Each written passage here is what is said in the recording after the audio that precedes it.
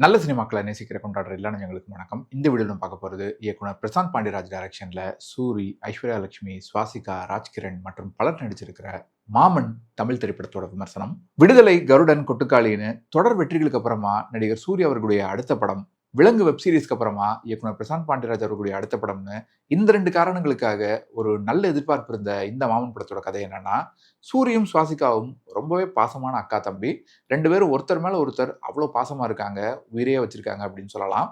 கல்யாணமாகி பல வருஷங்கள் ஆகியும் இன்னும் சுவாசிகாவுக்கு குழந்தை பிறக்கல அப்படிங்கிறது தான் அவங்களோட குடும்பத்துல எல்லாருக்குமே ஒரு பெரிய கவலையா இருக்கு. சில நாட்களுக்கு அப்புறமா சுவாசிகா பிரெக்னெண்டா இருக்காங்க அப்படிங்கிறது கன்ஃபார்ம் ஆகும்போது, அந்த குழந்தை வயித்துக்குள்ள இருக்கும்போது இருந்தே தாய்மாமனான சூரி அளவே இல்லாம அன்பை வாரி இறைக்கிறாரு. அந்த குழந்தை பிறந்த பின்னால டெய்லி வந்து அவனை ஸ்கூலுக்கு கிளப்புறதுல இருந்து நைட்டு படுக்கிற வரைக்கும் எப்பவுமே அவன் கூடவே இருக்காரு. தீபாவளி அப்போ ஒரே கலர்ல ட்ரெஸ் போடுறது, ஒண்ணா படத்துக்கு போறதுன்னு எப்பவுமே செம்ம ஃபன் பண்ணிட்டு இருக்காங்க. ஒண்ணாவே 2 பேரும் இருக்காங்க.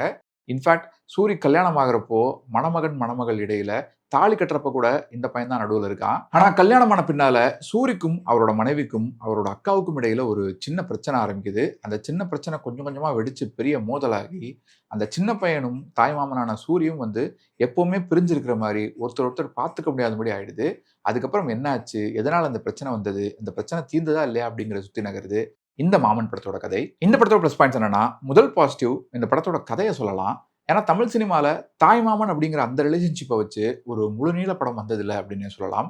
அந்த கேரக்டரை வச்சு சப்ளாட்டாவோ இல்ல துணைக்கதையா வேணா ஏதாவது ஒரு படம் வந்திருக்கே தவிர, ஒரு முழுநீள படமா இத வச்சு எந்த படமும் வந்ததில்ல. இத பெருசா யாரும் டச் பண்ணதில்ல.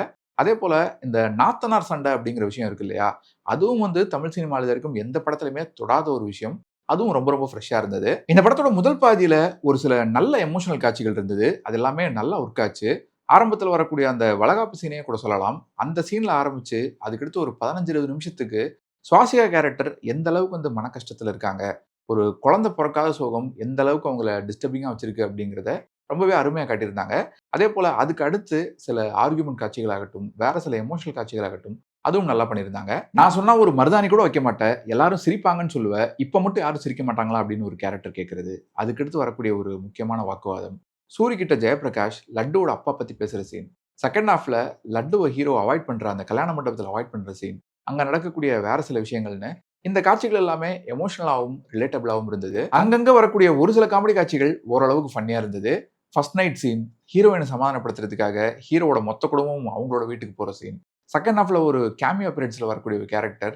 எங்களெல்லாம் அப்படி சிரிக்க வச்சுக்கிட்டு இருந்த ஒன்னேவே இப்படி சீரியஸா உட்கார வச்சுட்டாங்களே அப்படின்னு கேட்கறதுன்னு இந்த மாதிரி ஒரு சில காட்சிகளை சொல்லலாம். இந்த படத்தோட மிக முக்கியமான பிளஸ் பாயிண்ட் இந்த படத்தோட பெர்ஃபார்மன்ஸஸ். சூரி படத்தோட ஆரம்பத்துல அந்த குழந்தையோட ஹார்ட் பீட்ட கேட்டு ரியாக்ட் பண்ற சீன். படம் முழுக்க தன்னோட அக்காவையும் விட முடியாம, தன்னோட மனைவியையும் விட்டுக் கொடுக்க முடியாம அவர் தவிக்கக்கூடிய காட்சிகள் எல்லாம் சிறப்பா நடிச்சிருக்கிறாரு. அடுத்ததா ஐஸ்வர்யா லட்சுமி.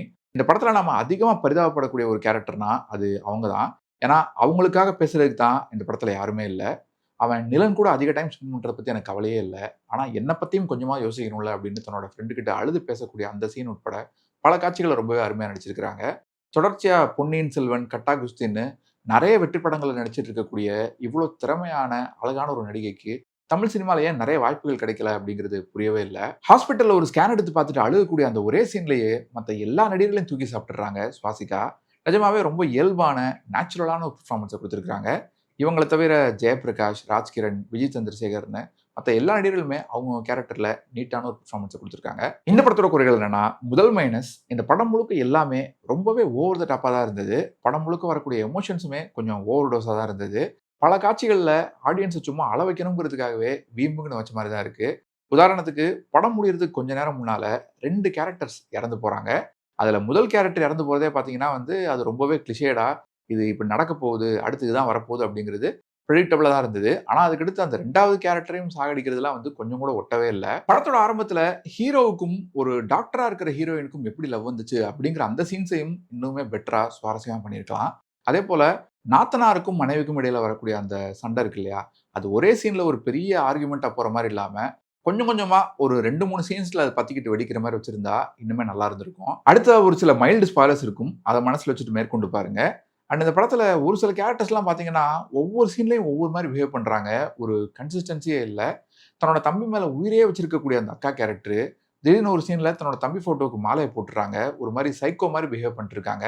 அதேபோல தன்னோட தம்பி பொண்டாட்டியோட வளகாப்பு ஃபங்ஷன்ல மட்டும் தான், தான் வந்து பொண்ணோட தோழியா நிற்பேன் அப்படின்னு சொல்லக்கூடிய அந்த அக்கா கடைசியில் அந்த ஃபங்க்ஷனுக்கே போகல, அந்த வளாக ஃபங்க்ஷனுக்கே அவங்க போகல. படம் முழுக்க செகண்ட் ஹாஃப்ல எவ்வளோ விஷயங்கள் நடக்குது, அது எதுக்குமே அந்த அக்கா கேரக்டர் வந்து ரியாக்டே பண்ணல. ஹீரோயின் வந்து கல்யாண மண்டபத்தில் வச்சு அவங்கள பயங்கரமா திட்டுறாங்க. இன்னொரு சீன்ல தன்னோட தம்பிக்கிட்ட அவங்க பொண்டாட்டி வந்து தாலியவே தூக்கி எறிஞ்சிட்டு போறாங்க.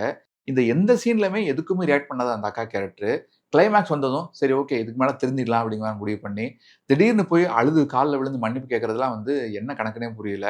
அது வந்து சட்டுன்னு கிளைமேக்ஸ் வந்துருச்சு, இந்த கேரக்டர் மனம் திருந்துற மாதிரி இருக்கணும், இந்த இடத்துல இப்படி வச்சாதான் சென்டிமெண்ட் ஒர்க் ஆகும் அப்படிங்கிற மாதிரி வச்ச மாதிரி ரொம்பவே இன்ஆர்கானிக்கா பிளாஸ்டிக்கா தான் இருந்துச்சு அதெல்லாம். செகண்ட் ஹாஃப்ல ஹீரோயின் கேரக்டர் ஹீரோட ஃபேமிலியை பார்த்து ஒரு விஷயம் சொல்லுவாங்க, அந்த சின்ன பையனுக்கு கூட எப்படியாவது சரியாயிடும், ஆனா உங்களை யாருக்குமே எப்பவுமே எதுவும் சரியாவாது அப்படின்னு சொல்லிட்டு திட்டிட்டு கிளம்பி போயிடுவாங்க.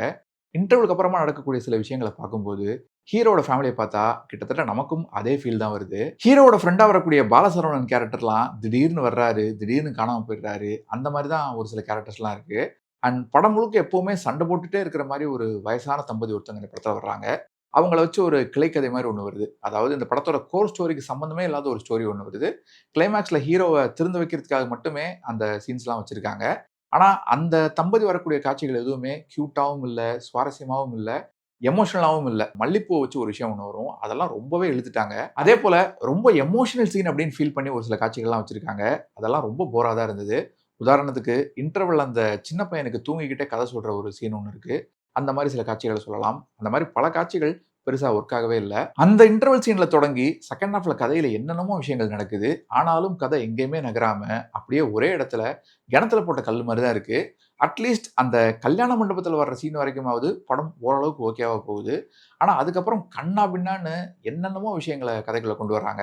திடீர்னு ஒரு ஆக்சிடென்ட் நடக்குது, தாலியை தூக்கி போடுறாங்க, அழுகுறாங்க, அழுதுகிட்டே இருக்காங்க. அது மட்டும் தான் செகண்ட் ஹாஃப் முழுக்க இருக்கு. அதே போல ஃபர்ஸ்ட் ஹாஃப்லயாவது ஹீரோயின் கேரக்டருக்கு கொஞ்சமாவது எம்பத்தி இருந்தது. ஆனா செகண்ட் ஹாஃப்லாம் பாத்தீங்கன்னா ஹீரோயின் கேரக்டர் வந்து வில்லனைஸ் பண்ற ரேஞ்சுக்கு கொண்டு போயிட்டாங்க. ஹிஷாம் அப்துல் வஹாப் அவர்களோட இசையில இந்த படத்தோட பேக்ரவுண்ட் ஸ்கோர் மற்றும் பாடல்கள் ரெண்டுமே ரொம்ப ஆவரேஜா தான் இருந்தது. இன்ஃபேக்ட் டிசப்பாயின்மெண்டா தான் இருந்தது. அவரோட மியூசிக்ல ஹிருதயம் படத்துல வந்த பொட்டு தொட்ட பௌர்ணமி அப்படிங்கிற பாட்டோட டியூனை இந்த படத்துல யூஸ் பண்ணியிருக்காங்க. ஆனா அந்த தமிழ் வெர்ஷன் பாட்டு கூட ரொம்பவே சுமாரா தான் இருந்தது. ஒருவேளை அந்த பாட்டை இந்த படத்துல யூஸ் பண்றதுக்காக தான் ஹிஷாம் அப்துல் வஹாபை இந்த படத்துல கம்போசரா கமிட் பண்ணிருக்காங்களா என்னன்னு தெரியல. சூப்பர் ஸ்டார் ரஜினி அவர்களுடைய படங்கள்ல வர்ற மாதிரி, தளபதி விஜய் அவர்களுடைய படங்கள்ல வர்ற மாதிரி அந்த ஸ்டைல்ல இந்த படத்தோட ஃபர்ஸ்ட் ஹாஃப்ல நடிகர் சூர்யா அவர்களுக்கு ஒரு ஃபைட் ஒன்று வருது. அந்த ஃபைட்டோட கொரியோகிராஃபிலாம் நல்லா தான் இருந்தது. ஆனா அந்த ஃபைட் வரக்கூடிய இடம், அது பிளேஸ் பண்ணப்பட்ட விதம்லாம் பாத்தீங்கன்னா ரொம்ப யூஸ்வலா தான் இருந்தது. இந்த படத்தோட கதைக்கு சம்பந்தமே இல்லாம ஜஸ்ட் லைக் தட் வந்து போயிடுச்சு. மொத்தத்துல இந்த மாமன் திரைப்படம் எப்படி இருக்குன்னு கேட்டீங்கன்னா ஒரு ஆவரேஜான ரூரல் ஃபேமிலி டிராமா. சில இடங்கள் நல்லா இன்ட்ரெஸ்டிங்கா ரிலேட்டபிளா இருந்தது. ஆனா பெரும்பாலான காட்சிகள் குறிப்பா செகண்ட் ஹாஃப்ல ரொம்பவே டிராகிங்காகவும் கிளிஷேடாகவும் தான் இருந்தது. ஸோ இந்த ரிவ்யூ உங்களுக்கு பிடிச்சிருந்தா மறக்காம உங்க ஃப்ரெண்ட்ஸ் அண்ட் ஃபேமிலி கூட ஷேர் பண்ணுங்க. நீங்க ஏற்கனவே இந்த மாமன் படத்தை தியேட்டர்ல பார்த்துருந்தீங்கன்னா உங்களோட கருத்துக்களை மறக்காம கீழே கமெண்ட்ஸ் சொல்லுங்க. மீண்டும் வேற ஒரு வீடியோவில் சந்திப்போம். இன்னும் நிறைய சினிமாக்கள் பார்ப்போம், நிறைய சினிமாக்கள் பற்றி பேசுவோம். நன்றி.